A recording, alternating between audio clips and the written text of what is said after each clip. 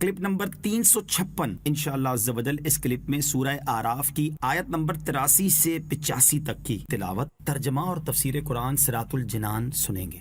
بسم اللہ الرحمن الرحیم، اللہ کے نام سے شروع جو نہایت مہربان رحمت والا ہے۔ فَأَنْجَيْنَاهُ وَأَهْلَهُ إِلَّا امْرَأَتَهُ كَانَتْ مِنَ الْغَابِرِينَ۔ ترجمہ، تو ہم نے اسے اور اس کے گھر والوں کو نجات دی سوائے اس کی بیوی کے، وہ باقی رہنے والوں میں سے تھی۔ فَأَنْجَيْنَاهُ وَأَهْلَهُ، تو ہم نے اسے اور اس کے گھر والوں کو نجات دی۔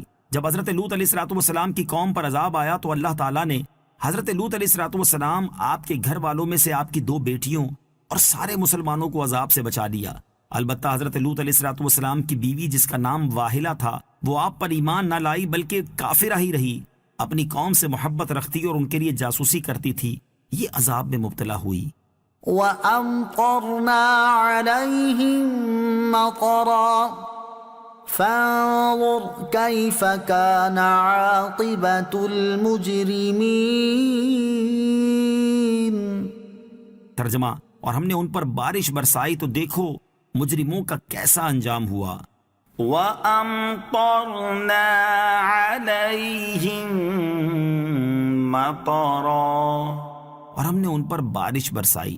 حضرت لوط علیہ السلام کی قوم پر اس طرح عذاب آیا کہ اللہ تعالیٰ نے ان پر پتھروں کی خوفناک بارش برسائی کہ جو گھندک اور آگ سے مرکب تھے۔ ایک قول یہ ہے کہ بستی میں رہنے والے جو وہاں مقیم تھے وہ تو زمین میں دھسا دیے گئے، اور جو سفر میں تھے وہ اس بارش سے ہلاک کیے گئے۔ امام مجاہد رحمۃ اللہ تعالی علیہ نے کہا کہ حضرت جبریل علیہ السلام نازل ہوئے اور انہوں نے اپنا بازو قوم لوط کی بستیوں کے نیچے ڈال کر اس خطے کو اکھاڑ لیا اور آسمان کے قریب پہنچ کر اس کو اوندھا کر کے گرا دیا، اور اس کے بعد پتھروں کی بارش کی گئی۔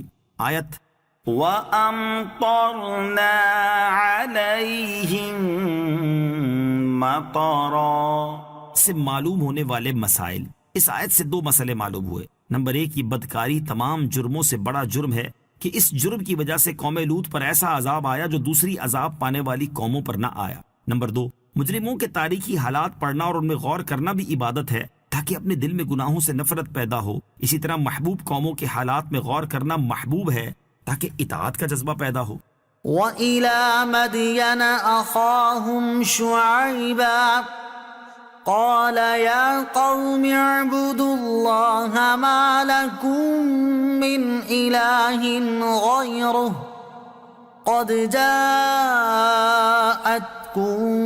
بَيِّنَةٌ مِّن رَّبِّكُمْ فَأَوْفُوا الْكَيْلَ وَالْمِيزَانَ وَلَا تَبْخَسُوا النَّاسَ أَشْيَاءَهُمْ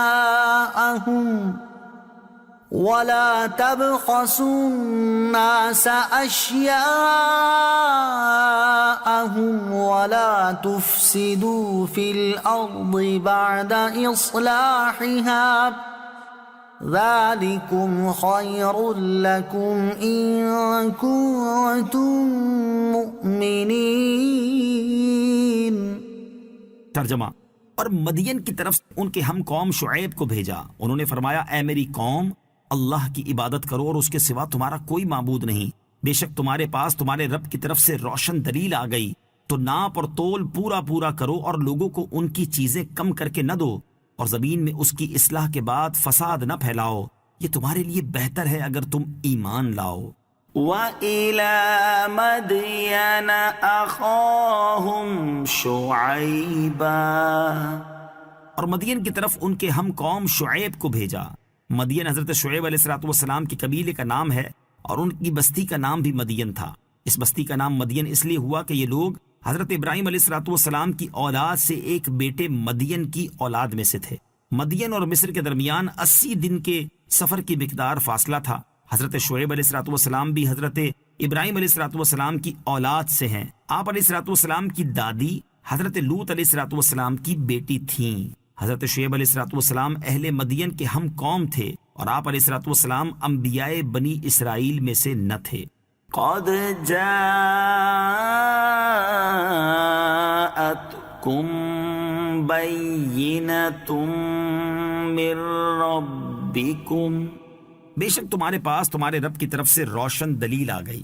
اس آیت سے ثابت ہوا کہ حضرت شعیب علیہ السلام معجزہ لے کر آئے تھے، البتہ قرآن پاک میں معین نہیں کیا گیا کہ ان کا معجزہ کیا اور کس قسم کا تھا۔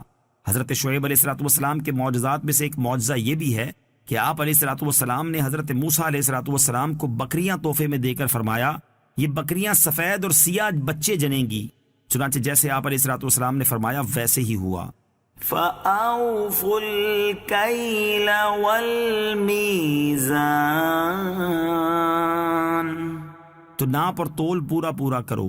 حضرت شعیب علیہ السلام کی قوم میں شرک کے علاوہ بھی جو گناہ عام تھے ان میں سے ایک ناپ تول میں کمی کرنا، اور دوسرا لوگوں کو ان کی چیزیں کم کر کے دینا، اور تیسرا لوگوں کو حضرت شعیب علیہ السلام سے دور کرنے کی کوششیں کرنا تھا۔ حضرت شعیب علیہ السلام نے اپنی قوم کو ناپ تول میں کمی کرنے اور لوگوں کو ان کی اشیاء گھٹا کر دینے سے منع فرمایا، اور زمین میں فساد کرنے سے روکا، کیونکہ اس بستی میں اللہ تعالیٰ کے نبی تشریف لے آئے اور انہوں نے نبوت کے احکام بیان فرما دیے، تو یہ بستی کی اصلاح کا سب سے قوی ذریعہ ہے، لہٰذا اب تم کفر و گناہ کر کے فساد برپا نہ کرو۔